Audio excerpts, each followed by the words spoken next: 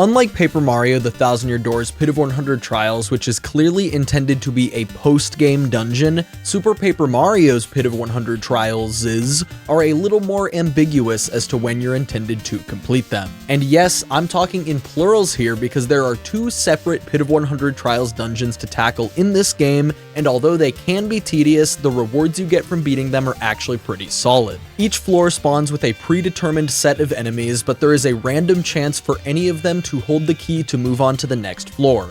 Every 10 floors, there's a reward chest and a chance for a merchant to spawn, and on floor 100, you fight a secret hidden boss. So, just how early in the game can we complete each of these dungeons in order to reap these rewards for as much of the story as possible? This video is going to be split into sections for each pit, and for both of them, I'm going to show the earliest possible access with and without using glitches, since this game is broken and has a lot of cool options for us to use. I'll also touch on the actual experience of grinding through these dungeons at lower levels than intended and without certain abilities that you're supposed to have, and I will make sure to point out any pain points you might encounter if you decide to do this yourself. So without further ado, let's see just how early in the game from a new save file you could potentially beat each Pit of 100 Trials.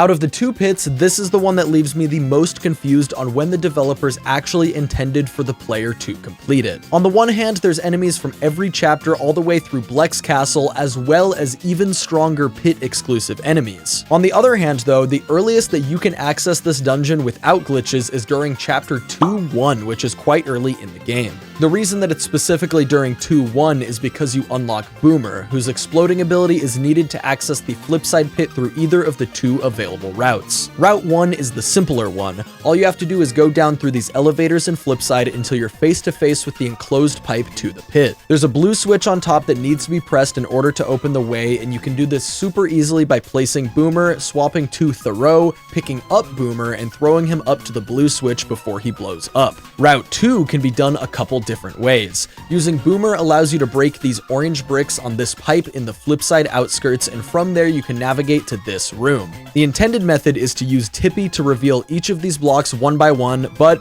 that's boring. So instead, we can just grab this purple squig with Thoreau, place it on these blocks in the far left of the room, and then bait it into shooting a rock that we can bounce off of to get up top. Regardless of how you get up here, flipping into 3D lets you walk through this tunnel and hit the blue switch, allowing you to enter the pit. Completing the Flipside Pit at this point isn't too hard since you have the goated Peach plus Boomer combo, but you definitely want to play cautiously since this game is famous for having really fun, fair, logical, and consistent hitboxes. Highly defensive enemies are barely a concern since Boomer deals double your base attack, and by the time you encounter any of the higher defense enemies, you already have more than enough attack to damage them. If for any reason you are struggling with the pit at this point, you can always grind levels, which is kind of tedious at this point in the game, but it's still not too bad. I just wanted to interject real quick and give a huge thanks to the GOAT, Flexispot, for sponsoring today's video. This time we're featuring their Japanese joinery bed and washable rug. A couple months ago, Lou and I were finally able to move my office out of our bedroom, and our new upgrade to a Japanese joinery bed from Flexispot has made it so the space is finally tied together. The bed frame is super easy to assemble, the tutorial video is only a whopping minute and 17 seconds long, and it took me just over 6 minutes to assemble myself. The recessed design of the legs allow for the bed to fit snugly against the wall, and the Velcro attached slats are secure and reduce loud squeaks. It's made of eco-friendly rubber wood, and we got ours in the beautiful darker walnut color, which we really like and matches the rest of our decorations, but there's also this sweet lighter oak color. Flexispot's Japanese joinery bed is the same quality and craftsmanship as other brands, but at a fraction of the price, and they're ready to ship within 1 to 2 business days and will arrive between 3 to 5 business days. There's 10.5 inches of vertical space underneath that you can use for storage to keep the rest of your bedroom looking sleek and organized. There's lots of available accessories like matching nightstands and headboards, and even an adjustable mattress rest or a mattress itself if you're looking for a complete package. I also wanted to show off the washable rug that they sent us. It's got this pad to put on the floor first, and then you can attach the rug to the top with Velcro strips so the corners lay completely flat. This system is designed for use on hardwood floors, but our bedroom has carpet. Still, we wanted to show off this feature. It's also totally machine washable as well as very vacuumable. Our bedroom is now totally transformed into a comfy comfortable place to relax after a long day of streaming, gaming, and school. Click the link in the description to experience the Flexispot bed frame for yourself, and you can use my exclusive code Bringle for an instant discount. Transform your sleep with comfort, convenience, and unmatched value. Thanks again to Flexispot for sponsoring today's video.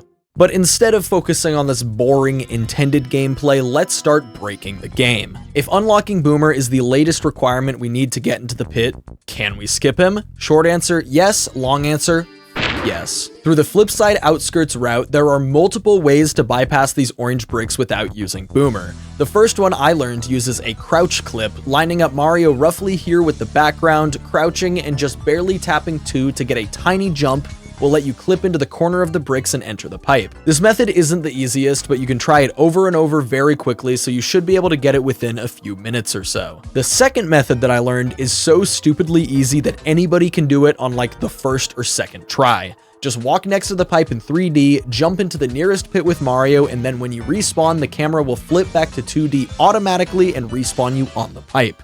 It is literally free. You don't need Boomer to hit the blue switch through the outskirts route, so this moves our earliest pit completion to pre-Chapter 2, but still post-Chapter 1 since you need the old key from Merlin to open this gate on the main Flipside floor in order to get to the outskirts to begin with. He gives you this key after you unlock Princess Peach, which is the main event that happens between Chapters 1 and 2. Completing the Flipside Pit Boomerless is not quite as simple since there are spiky enemies and defensive enemies that you can't damage without items and or grinding levels.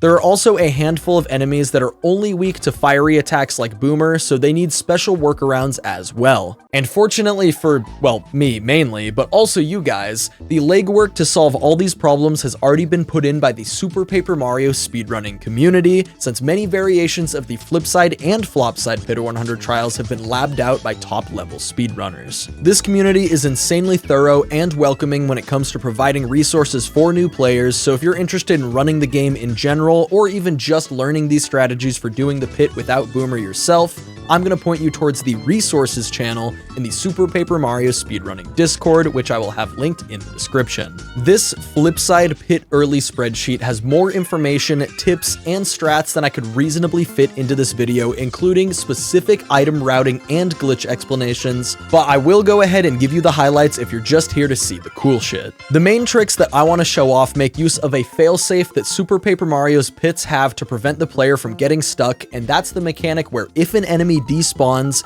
it will spawn the key right by the locked door in the room. Schlurps and Schlorps are the most important enemies to keep this mechanic in mind for, since they can normally only be killed by being fed Boomer. As long as you have Thoreau though, there exists multiple methods to clip Schlurps out of bounds, which causes them to fall and despawn. The ideal solutions to these floors would simply be to get lucky enough for a non-Schlurp enemy to have the key so you don't have to mess with this, as it is both easier and faster, but these strats are a good backup to prevent having to reset the pit. Schlurps appear on floors 13 and 15, and Schlorps, the stronger variant, appear on floor 84. In all three of these instances, they're accompanied by other enemies, so there's no guarantee that a runner has to do this strat at any point during a run, but it is pretty likely that you're gonna have to do it at least once. Beyond those enemies, Dry Bones and Dull Bones can only be damaged with items. Throwing other enemies at them simply won't work since they have infinite defense to anything that isn't a fire or explosive attack. They can be clipped out of bounds similar to Schlurps, but using items or getting lucky with other enemies on these floors is definitely preferred. Past those specific cases, the main plan of attack is to use Thoreau or shelled enemies to attack spiky enemies, and to bring as many extra items as you can on top of the mandatory ones. In no small part thanks to the work of the speedrunning community, Boomerless Flipside Pit can be done 100% consistently even with terrible luck. Now, what if I told you that you can not only enter but also beat the Flipside Pit of 100 trials even earlier than post Chapter 1? I know, you're probably like... And you're also probably wondering why I spent so much time talking about the strats for beating the pit before Chapter 2 when it's possible to do it even earlier, and, well, I have a good reason for that. It is incredibly difficult and even more incredibly luck-based to access it and beat it respectively. If you're just some guy looking to have fun with Super Paper Mario, beating it in the state I just talked about is definitely the way I recommend doing it. So, several minutes ago, I mentioned that getting the old key from Merlin is the bottleneck preventing you from accessing the pit earlier, and, well, it is in fact possible to skip this, and there are even a couple methods to do it. The one that I would say is more well known within the community is the Merlin house clip, which is very difficult and requires some out-of-bounds seam navigation in an unloaded flip side. There are some guides for this trick, but it's definitely not what I would consider to be beginner-friendly, requiring very specific positioning, frame-perfect pauses, and lots of parts that are easy to mess up, forcing a complete restart.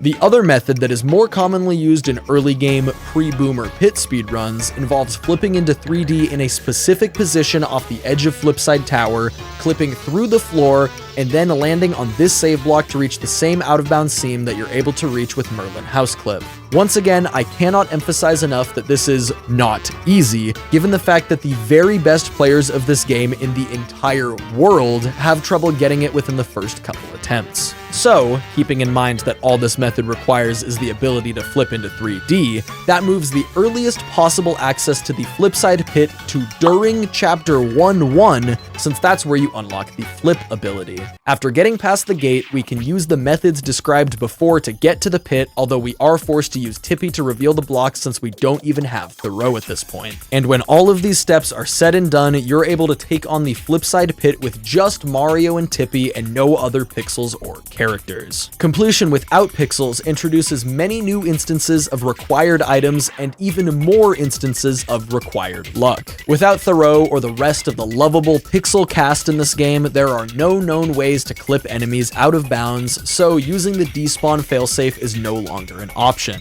This means that if a Schlurp or a Schlorp has the key on any of the 3 floors that they can spawn, it is a guaranteed reset. Many other enemies like Cursias, Drybones, Dullbones, and pretty much anything with a spike are unkillable without items, and there is no way to carry enough items to account for all of these different floors, so a lot of luck is required. That Flipside Pit spreadsheet I talked about a moment ago provides routes with percentage odds for completing the pit without Thoreau. And without items, there is literally a 0% chance you can complete this dungeon in this state. Floor 21's Spinies, Floor 73's Cursias, Floor 84's Spanias, and Racktail on Floor 100 are all unbeatable without items, even if you had completely maxed out stats and perfect luck. Using the first route provided on the spreadsheet, which aims to high roll and minimize item usage as much as possible, there is a whopping 1 in 10,000 chance of completing this. Yeah, that's dumb.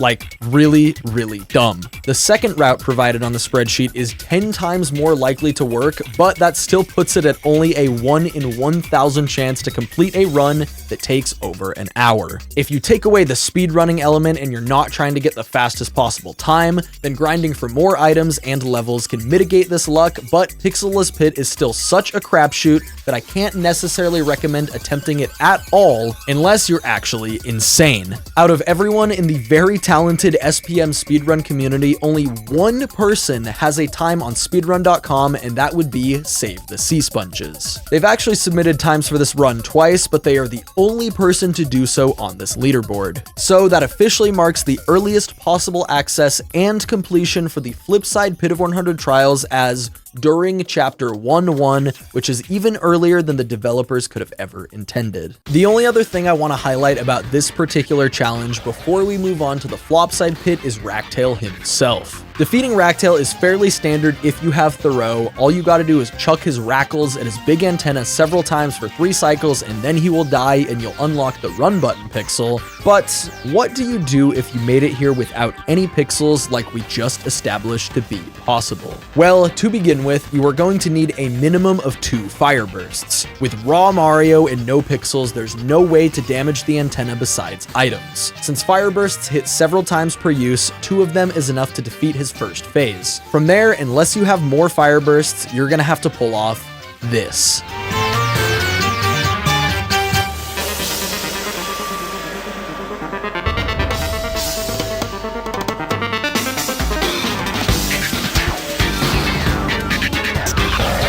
Yes, that is about as difficult as it looks. If you happen to have 4 more fire bursts, then you can just kill him with those and it's completely free, but given the rest of the RNG hellscape that comes before this, you're probably going to be forced to use those items before you get here. So there you go, there is yet another compelling argument as to why a mere mortal should not attempt pixelless Flipside Pit.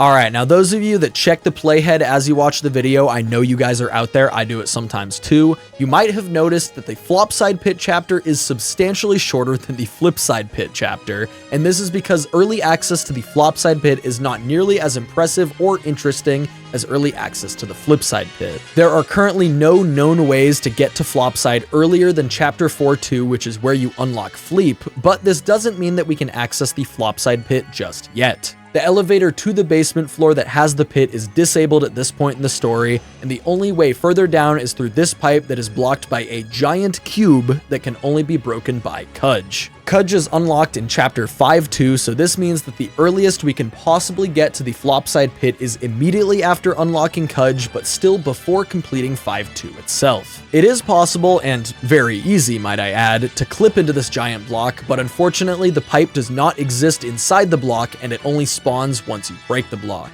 By the time you get to 5-2, you have so many pixels, characters, and opportunities to grind a ton of levels that beating the dungeon is relatively easy compared to early Flipside Pit. The main thing worth noting here, however, is that you normally are required to beat the Flipside Pit before the blue switch to open the Flopside Pit spawns. After defeating Racktail, he mentions that greater challenges await in the Flopside Pit of 100 Trials, which is a Flopside spoiler if you complete it before Chapter 4, and this triggers a little Fleep rift containing the blue switch to spawn above the Flopside Pit entrance. However, as you probably expected, with a simple slim gold bar clip, you can get through this wall no problem and beat the Flopside Pit before ever setting foot in the Flipside Pit.